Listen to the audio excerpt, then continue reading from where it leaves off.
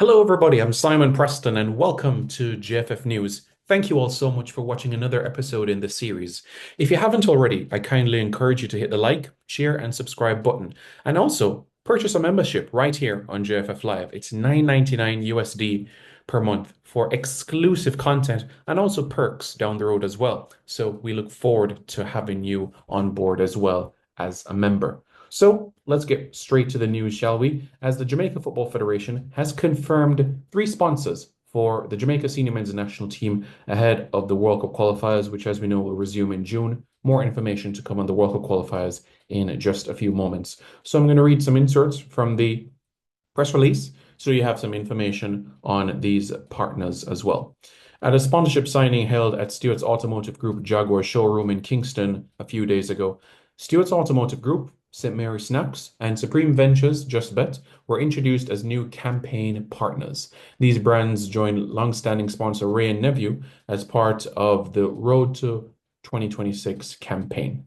The sponsorship will provide vital support for the team's training, logistics, and preparation during the final phase of qualification, with matches scheduled across June, September, October, November. As we know, the final round of World Cup qualifiers is September, October, November. Of course, as we know, we have to qualify for the final round first, but more on that in just a few moments.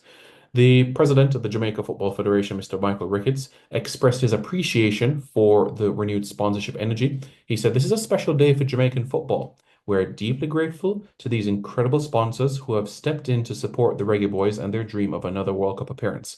Their belief in the team reflects the hope and pride football brings to our nation." The General Secretary of the JFF, Mr. Dennis Chung, also added a few remarks as well. He said, "There's new energy, strong leadership, and a clear vision within the JFF. Now is the time for corporate Jamaica to align with football and be part of something transformational." So that was General Secretary of the Jamaica Football Federation, Mr. Dennis Chung. Now let's get into some information in relation to the World Cup qualifiers, and we're grateful for the sponsors, and certainly more are to come as well. So stay tuned for further updates in future editions of JFF News. So what we're going to do now is show you in relation to the World Cup qualifiers. Information has been shared with CONCACAF in relation to times, venues, location of matches, and these are for the World Cup qualifiers that are going to be in June. So what I'm going to do now is share a screen with you so you have this information for you. So first, let's start in relation to the schedule of matches, right? So the FIFA window in June is June 2 to June 10. Jamaica's matches are June 7 and June 10. So that is the FIFA window for June. In relation to Jamaica's group, which is Group E in the second round, action kicks off where Dominica takes on the British Virgin Islands. That's Wednesday, June 4. Friday, June 6, that will be Guatemala against the Dominican Republic. But Jamaica, we will face the British Virgin Islands on Saturday, June 7.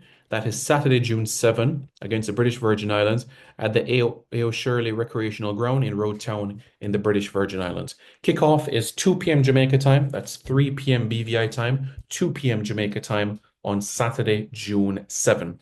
And of course, against the game against Guatemala on June 10, that's Tuesday, June 10, 7 p.m. Jamaica time. That's 7 p.m. Jamaica time, Jamaica against Guatemala at the National Stadium. So not Sabina Park, like we had against St. Vincent and the Grenadines, but against Guatemala at the National Stadium. Kickoff 7 p.m. Jamaica time. So, you know, the times, the venues, and location of these matches. So I know many persons have had many questions in relation to the third round of World Cup qualifying.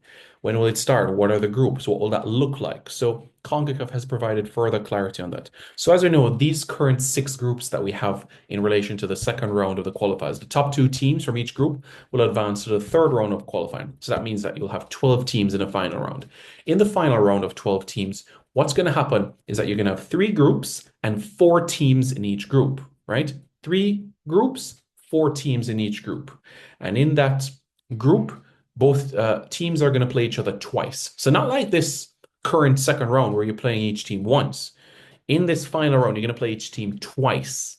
Okay, so that will be six matches in the final round itself. Okay, so three groups, four teams in each group. The group winner of each of the three groups will qualify for the 2026 World Cup, and the two best runners-up will head to the Intercontinental Playoffs, which is slated for March of 2026. So I know the question will ask, but Simon, how do we know the groups for the final round of World Cup qualifying, which is the third round? And that's a good question. So there's going to be a draw that's going to take place, and that draw itself is going to take place on Thursday, June 12th. That's right, Thursday, June 12th. The draw will take place for the final round of World Cup qualifying. Okay, Thursday, June 12th, the draw will take place. So that's 2 days after the Guatemala game. That's when the draw will take place. And you're going to have teams that are seeded based on the June FIFA ranking. Okay, the June FIFA ranking, that is the month of the FIFA ranking that will be used to seed teams. So, what does Jamaica need to do? What do we need to do to ensure that Jamaica is one of the top seeds heading into the draw for the third round of World Cup qualifying? What needs to happen? Well, Jamaica needs to gain maximum points against the British Virgin Islands and also against Guatemala. Wins.